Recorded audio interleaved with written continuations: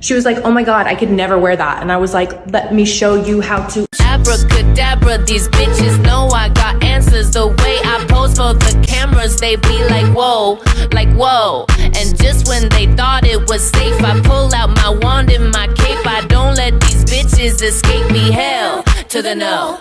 Game over, put chills in your bones, I told you. In this video, I will be showing you how I made my Morgan Ainslie cosplay that had me feeling like the baddest little succubus ready to eat souls.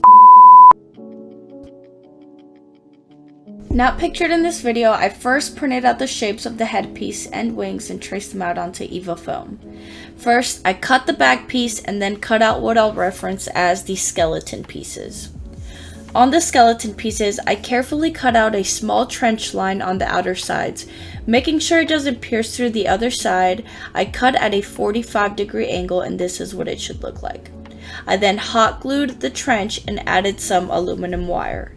This allowed for more stability to my wings. Next, I dremeled my skeleton pieces all the way around to make them look more natural, and I also dremeled my back pieces and made sure that all my pieces aligned. Next, I cut some slits to the back piece. This time, it's not to add any wire, so I'm slicing much smaller. Again, I cut at a 45-degree angle, and I used my printout for reference on where the bones will be. Once my slits were ready, I used hot glue and folded my pieces to glue each end back together. This will actually create a dimension that will give more of the natural bat look, which you will see shortly. Then I hot glued my skeleton and my back pieces together.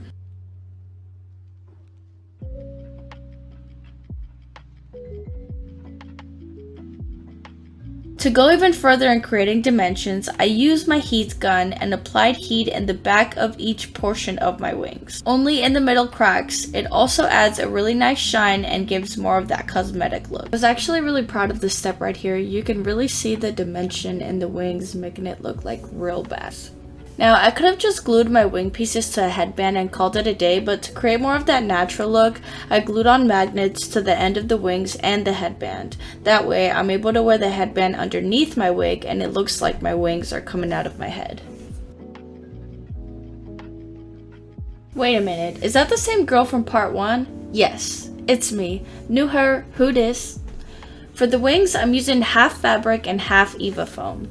Here, I'm using Wonder Under to adhere my two different fabrics together because I want the back to be black and the front to be purple. I used my iron to add heat to the Wonder Under and then peeled off the paper part. Then I added the top fabric and I actually ended up switching to my Cricut press-on because it was faster. Next, I used my printed cutout to trace out the wing and cut out the shape.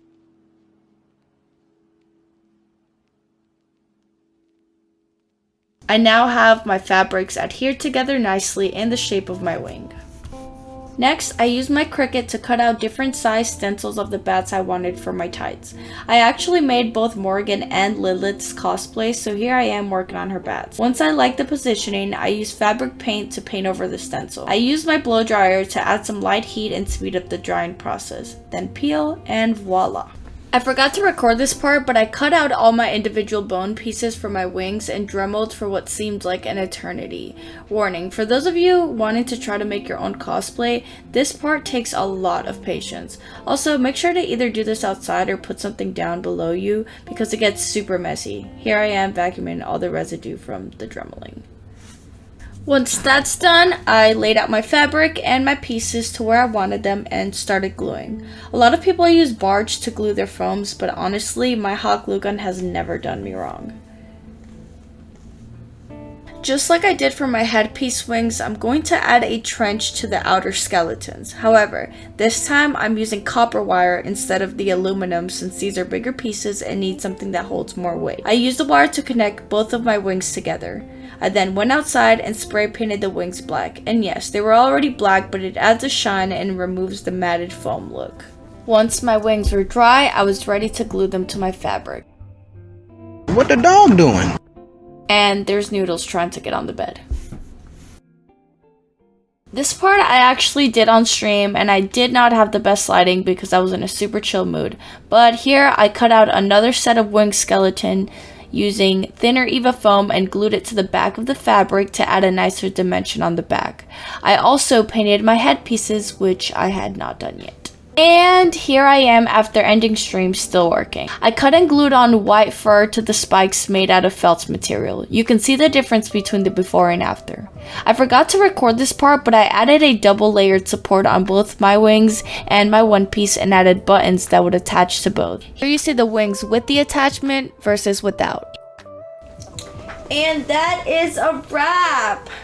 Thank you guys for watching. Let me know what you guys think. This is the first time that I did something like this where I actually recorded me doing the entire cosplay from finish to end. Even though I missed some parts, definitely next time I will have better angles, I will have better lighting. Is this something you guys are interested in watching? I am really proud of myself. I think I did a great job.